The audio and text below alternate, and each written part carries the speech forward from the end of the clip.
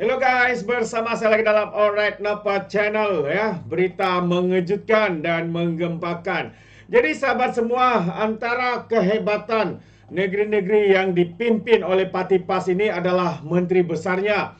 Ya, ada menteri besarnya ini mengaku bahwa beliau ini tugas utamanya ya hanya sekadar untuk membacakan, mengumumkan ya dan tidak melakukan apa-apa. Sehingga kalau kita lihat begitu banyaknya projek-projek mega yang digembar-gemburkan akan dibuat, dilaksanakan, diumumkan secara mungkin di dalam adun, dalam Dewan Undangan Negeri maupun ya semasa dalam satu sidang media.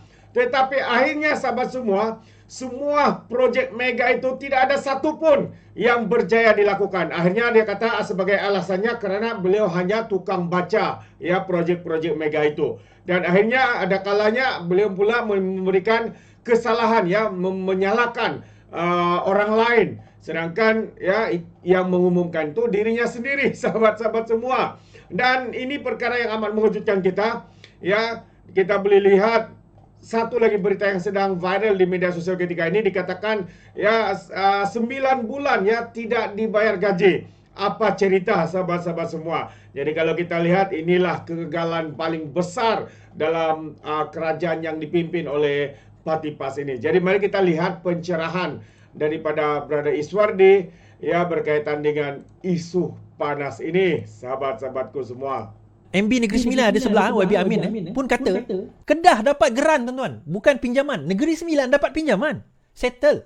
Kedah dapat geran, tak settle. Dan apa alasan dia? Oh, ini bukan kerja Kedah nak pergi nak memantau. Ini bukan kerja kerajaan negeri.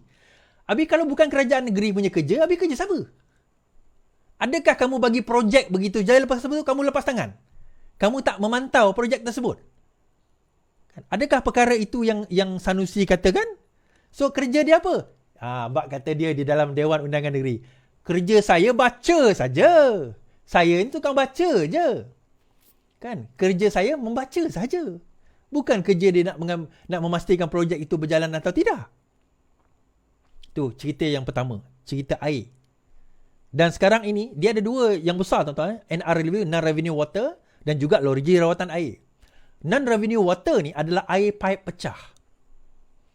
Dan kita faham NRW ni banyak berlaku bila pipe tu dah lama. Di Kedah pipe tu dah ada. Ada seorang tunjuk ke saya, orang Kedah lah, hantar WhatsApp kat saya.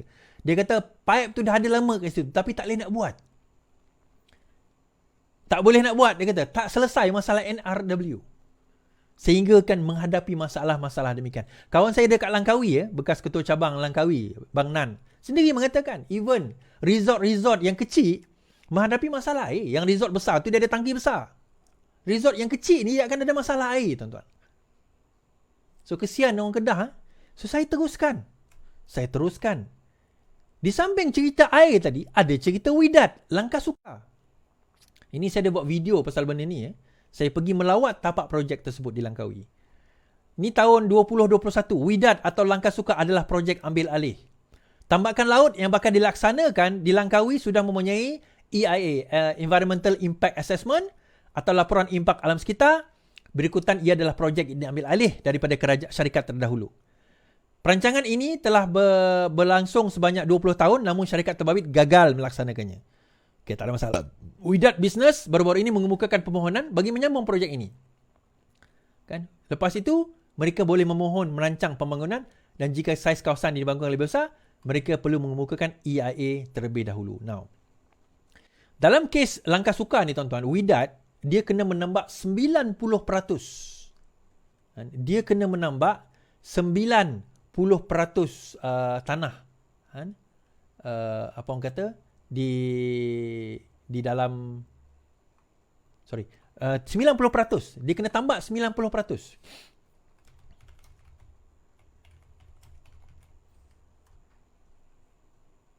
Okay. Dia panggil laut tersebut bagi tujuan pembangunan. Tetapi apabila saya melawat last time, saya pernah tunjuk kat dalam live saya, dia sekadar sekarang ini hanya ada signboard. Kan, hanya ada signboard. Dan baru-baru ini ada orang kawan saya hantar kat saya, tempat itu terbakar, tuan-tuan. Lepas saya melawat tu, tak lama lepas tu tempat itu terbakar. Saya pelik. Kan? So apa jawapan dan bila projek itu dah diberikan sebagainya, yalah dah dah dilaksanakan, dah diumumkan. Sejak daripada 2021 diumumkan. Tapi sampai sekarang tak jadi. So apa kata Sanusi tentang perkara ini pada Julai 2023? Kita tengok. Di dalam PAS. Di dalam Harakah Daily. PH cuba keliru rakyat projek 40 bilion dilangkaui. Menteri Besar Datuk Sanusi menegaskan kerajaan negeri tidak ditipu. Malah beliau sendiri tidak menipu rakyat. Menurutnya, pemimpin Pakatan Harapan cuba mengelirkan rakyat. Kononnya pelaburan 40 bilion melibatkan Wydad Langkah Sukar gagal. Projek itu projek swasta. Tugas kerajaan hanya meluluskan. Kan saya dah kata? Kita dengar. Dia dah bercakap tentang satu pelaburan di Langkawi. Kononnya kerajaan negeri kena tipu. Jadi saya pun menipu rakyat. Saya nak maklumkan mudah saja. Tugas kerajaan negeri dalam isu pelaburan oleh Wydad Langkah Sukar, khususnya di kawasan Wydad Langkah Sukar seluas 1,900 ekar. Projek itu projek swasta. Saya dah ulang banyak kali dah. Tugas kerajaan negeri ialah meluluskan permohonan tanah. Dia bayar premium, dia bayar commitment fee, dia bayar cukai tanah. Selesai tugas kerajaan negeri. Apa yang berlaku selepas pada itu adalah urusan syarikat swasta. Dan syarikat ni listed company. Wydad Group ni listed company, bukan Cokiang punya. Bukan base di Kedah. Syarikat tu bukan kerajaan negeri punya. Syarikat tu syarikat swasta, listed company, base di KL. Masa dia mohon tanah, kita tengok rancangan dia, rancangan pelaburan dia. Pada masa itu, BPN dan kerajaan negeri yakin kemampuan dia. Dan kita bagi syarat. Dia kena bayar premium tu. Tanah tu kalau ikut rekod pernah diberi kepada syarikat lain tahun 90. Lama, 30-40 tahun dulu dah diberi. Syarikat tu buat breakwater tu. Tembok panjang kan. No? Kemudian tak bayar cukai. Tahun 90-an juga ataupun 2007 begitu, tanah tu dirampas. Dirampas kepada syarikat tu kerana syarikat tu tak bayar cukai. Lepas dirampas, dia mohon balik. Kerajaan bagi balik dengan premium sekali lagi. Premium sekali lagi tu dia tak bayar. Tapi dia dah ada property atas tu, atas tanah tu. Bagaimana nak selesaikan? Syarikat tak bayar premium. Untuk rampasan yang pertama, dia ke mahkamah. Mahkamah tinggi, state menang, mahkamah rayuan dia menang. Nak pergi mahkamah persekutuan. Dalam penyelesaiannya ialah selesai luar mahkamah bagi balik. Tapi premium bayar sekali lagi. Dia pun setuju tapi tak bayar. Dia bayar 2 juta je kot. Tapi dia ada property atas tu. Jadi jalan keluarnya ialah pada masa kita timbang syarikat yang memohon ni pergi berurusan dengan syarikat lama tu. Deal lah macam mana pun. Ada kawasan yang dah dia tambun. Kemudian breakwater. Kemudian ada hotel tepi tu. Urusan tu urusan perniagaan. Mereka bincang lah. Saya tak pasti. Tapi saya dipahamkan melibatkan pembayaran lah kepada pemilik asal tu. Ratus-ratus juta juga lah. Jadi kerajaan negeri tak ada tanggungan apa. Dia bayar premium. Dia bayar cukai tanah. Jadi tiap-tiap tahun dia bayarlah cukai tanah tu. Jadi bukan ada kerugian apa. Yang mengumumkan jumlah pelaburan syarikat tu 40 bilion dalam tempoh 15 tahun. Bukan umum hari ni esok dia main duit 40 bilion. Dah. Dalam tempoh 15 tahun dia akan bangunkan projek yang GDP dia 40 bilion. Itu urusan dia. Okey. Dia bukan GDP, GDV. Gross Development Value dia. 40 bilion. Okey. Kita tak menafikan. Saya pun dah dengar tadi. Kita tak menafikan itu adalah urusan dia. Urusan maksudnya urusan syarikat tersebut. Tetapi kalau tuan-tuan dengar awal tadi dia kata, kami telah menilai permohonan syarikat ini. Kami telah menilai syarikat ini. So, bila dia telah menilai, kita kena faham bahawa kerajaan negeri, dia serahkan tanah itu Dia bayar premium. Kita kena dengar perkataan tadi. Dia bayar premium. Dia bukan syarikat itu beli tanah. Okay? Dia bayar premium di atas tanah, bukan beli tanah. Bermakna, kalau dia kata, ini correct me if I'm wrong on this, dia tidak ada, kerajaan negeri tak ada kerugian apa-apa. Soalan kita, adakah tanah itu dibeli oleh Wydad Langkah Sukar tersebut daripada kerajaan negeri? Dengan 90% tambakan itu dibayar dengan harga dan bukannya dengan premium. Di dua benda berbeza, tuan-tuan. Contoh lah, kita ada satu tanah 100 ekar kita nak bangunkan. Kemudian nak bangunkan tanah itu, kita beli tanah tersebut daripada kerajaan negeri, kita beli, kerajaan negeri jual. Bermakna bila dah jual, kerajaan negeri dapat sejumlah wang 100 ekar tersebut, itu urusan syarikat itu untuk nak bangunkan macam mana. So kerajaan negeri tak rugi. Sebab apa? Dah dapat duit 100 ekar tadi tu. Dah dapat duit nilaian 100 ekar. Yang ni 1000 ekar, tuan-tuan. 1100 ekar. Soalan kita, adakah kerajaan negeri menjual 1100 ekar itu ataupun kerajaan memajakkan dan dapat premium semata-mata? Dia dua benda berbeza, tuan-tuan.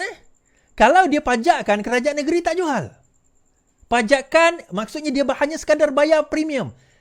Dia dipanggil JV, kerajaan negeri bagi tanah, developer bangunkan projek. Dapat untung nanti bagi. Jadi di sini dia tak clear.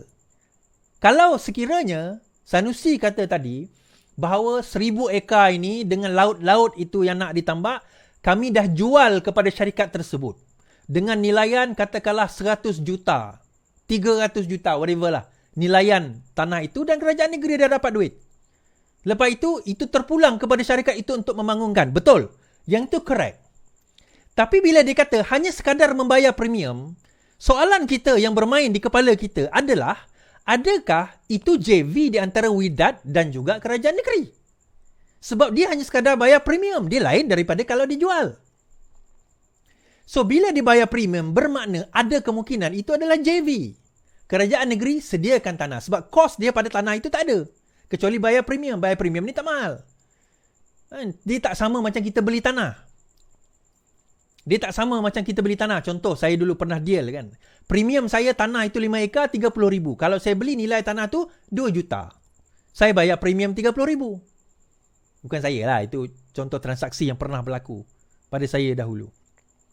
So, sekarang ini sebenarnya Sanusi dia tak transparent tau. Dia kata kerajaan negeri tak rugi apa-apa. Bila itu tak dijual, okay, itu tak dijual, itu adalah JV kemungkinan. Bila dia tak developkan tanah itu, bermakna ada loss, ada kerugian kepada kerajaan negeri daripada future income yang tak jadi.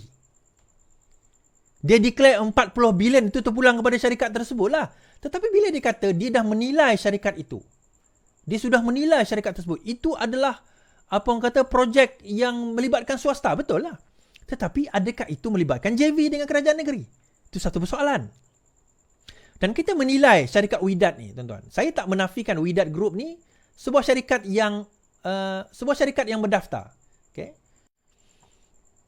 Projek current dia saja mungkin hampir 1 bilion ringgit.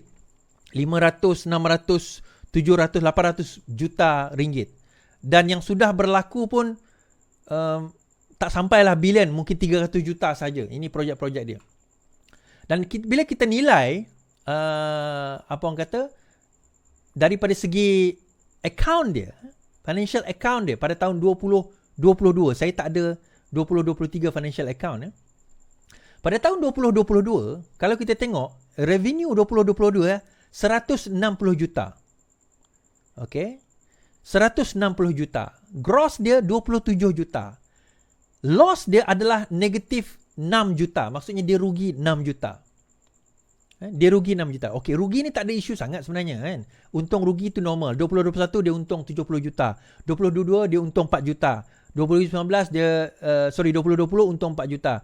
2019 dia untung 12 juta. Okey. Tetapi kalau kita tengok daripada segi financial dia sendiri, total asset yang dia ada lebih kurang 900,000 dan total liability 554,000. Total borrowing 396,000, Equity 372,000. Now, kenapa benda ni penting? Angka ni penting, tuan-tuan. Current, kalau kita tengok gearing dia is 1.07. Gearing net 0.52. Right. Dia nak bangunkan 40 bilion punya nilaian GDV, gross development value, 40 billion. Even though at a period of 15 years, 15 tahun, 40 billion at a period of 15 years is still huge untuk syarikat yang ada punya gearing ratio dan juga dia punya aset sebegini. Kan, 40, there are billion of dollars. It's still, kita kata, saya tak kata Wydad ni satu company scam, memang tak ada. Tetapi, is that doable? Adakah due diligence yang dah dibuat oleh kerajaan negeri Kedah itu betul-betul berlaku sebagaimana yang sepatutnya? Kan? Adakah due diligence itu berlaku dalam keadaan sepatutnya? And even worse, saya tambah lagi, itu kita cerita air tadi. Kan? Tak selesai-selesai. Ada non-revenue water, tak selesai pipe. Buat loji rawatan air, tak settle. Negeri Sembilan dah settle, Johor dah settle, Kedah tak settle. Kita cerita Wydad Langkah Sukar sampai sekarang tak settle, tak berlaku lagi projek tersebut. Hari ini keluar satu berita, sebuah anak syarikat di bawah MBI, Menteri Besar Incorporated Kedah, yang digelar Kedah Agro, telah 9 bulan tak bayar gaji. Tunggakan gaji Kedah dikeluarkan, notis dikeluarkan kepada Kedah Agro. Kan? Menteri Sumber Manusia Kesuma Manusia Agensi Jabatan Tenaga Kerja Semenanjung telah mengeluarkan notis kepada Kedah Agro Berhad berhubung tunggakan gaji 24 pekerja sejak September lalu. Menterinya Steven Sim berkata notis itu dikeluarkan pada Januari lalu. Mereka telah berjanji akan memohon bantuan daripada kerajaan negeri dan seharap perkara ini dapat diselesaikan secepat mungkin, kata beliau. Now, Kedah Agro ni, tuan-tuan, adalah sebuah anak syarikat milik Menteri Besar Incorporated. Menteri Besar, nama dah pun Menteri Besar Incorporated, tuan-tuan, MBI. MBI tu siapa punya? Kedah Agro segera tangani isu tunggakan gaji.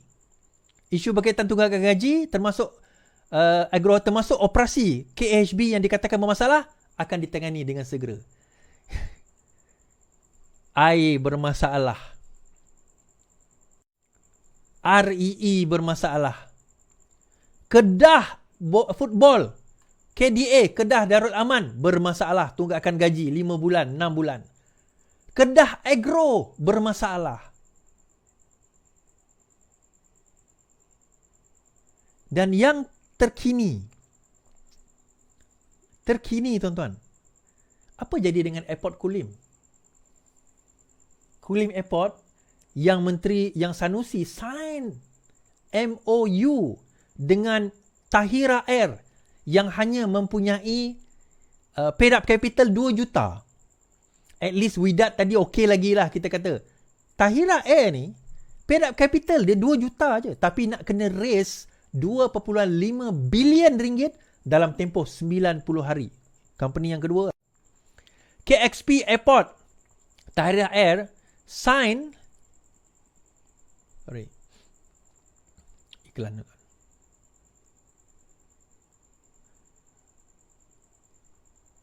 Asal. Tahrir Air sign joint venture deal to develop Kedah Aeropolis. Dan ini berlaku pada 22 November. KXP Airport City Holding Company wholly owned by Kedah State Corporation today signed a JV with Tahira S Sdn Bhd to establish a special purpose vehicle SPV to continue the development of Kedah Aerotropolis. Okay. Previously we signed a deal with another company but overdue, cancel. Now within 90 days of the sign of the agreement being signed today, and today 90 days daripada 22 November 2023, this SPV through Tahira will deposit 125%, which amount to 2.5 billion for us to start the land acquisition process. Untuk dia nak mulakan pembelian tanah, company ini kena buat, kena masukkan di dalam SPV 2.5 bilion ringgit dalam tempoh 50 hari. So sekarang ini itu November, Disember, Januari, Februari. So pada 22 Februari cukup 90 hari tuan-tuan, 3 bulan. Okey, masuklah hujung 3 bulan. Hari ini pada 29 Februari, Wakil UMNO Kedah bertanya, apa update kepada KXP 2.5 bilion investment? Kedah UMNO has called on Menteri Besar to shed light on the status of 2.5 billion deposit by the local company to develop Kulim Airport, a component of the proposed Kedah Aerotropolis Mega